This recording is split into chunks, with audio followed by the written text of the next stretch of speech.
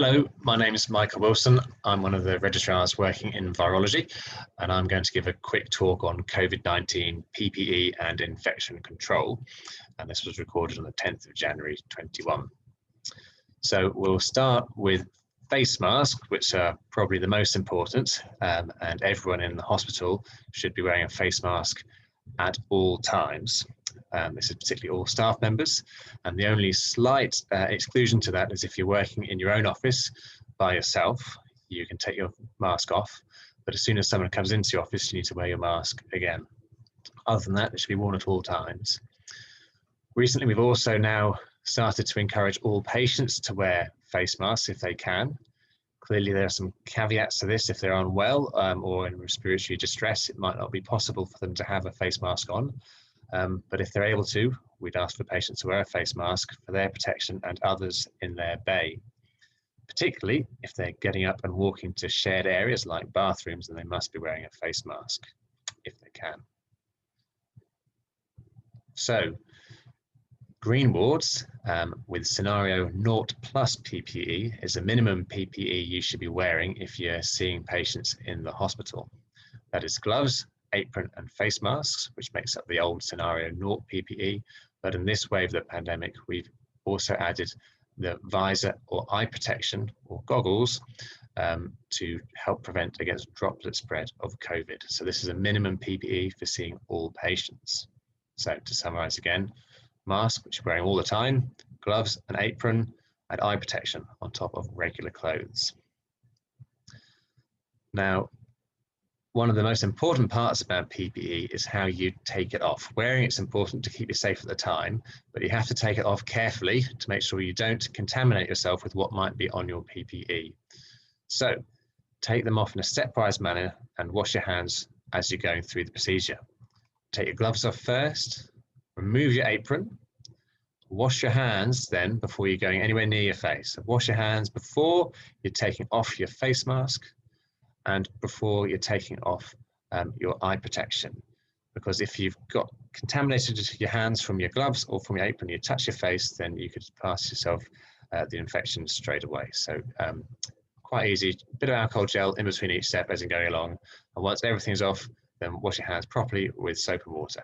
That's what I'd advise.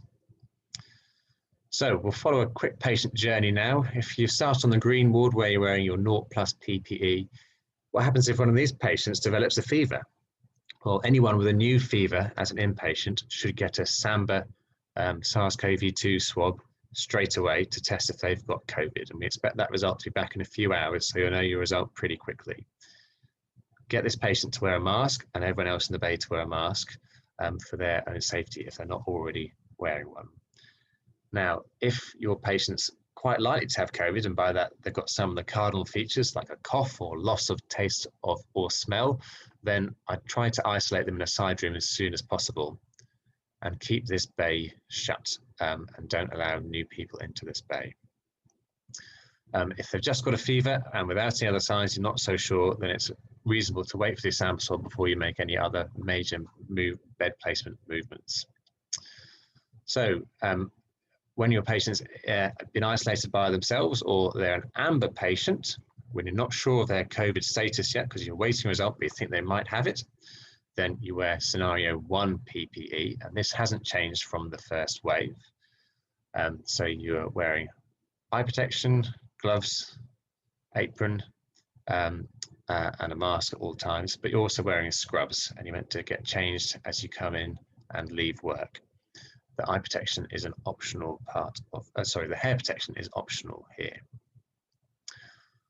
Once a patient has a positive swab, then they'll be managed in a red ward. And this is now what we call scenario 1+ PPE. It used to be just scenario 1 for these patients, but the plus means you're adding in an FFP3 mask instead of a regular face mask. And this is to try and reduce the potential for aerosol spread. There's still much debate about the spread of SARS-CoV-2, if it's mainly droplet or aerosol. This way we can protect against all. So you're wearing an FFP3 mask, which gives greater protection for particles through the mask, as well as your eye protection. Finally, we move on to critical care areas where they're doing aerosol generating procedures more often, or if you're doing an aerosol generating procedure on a patient at any time, you should wear scenario 2 level PPE. This is similar to what we've had before, but we add a few steps again. So you're in scrubs, which you get changed into. This time you add a gown, which is rolled up to the elbows.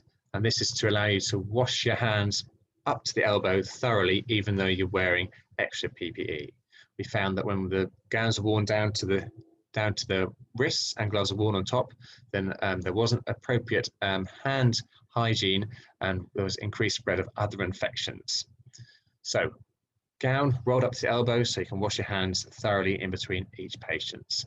FFP3 mask and gloves and disposable apron should be worn on top of this base for each patient that you see.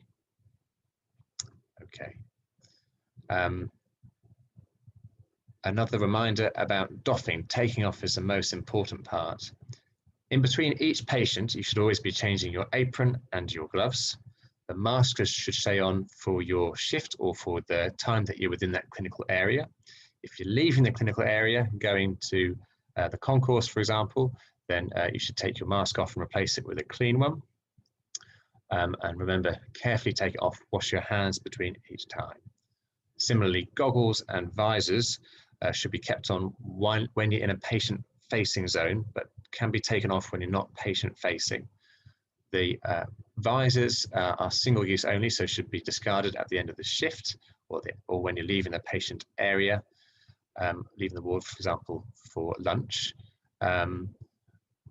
Goggles can be reused, but should be cleaned between each use. Okay, thanks very much.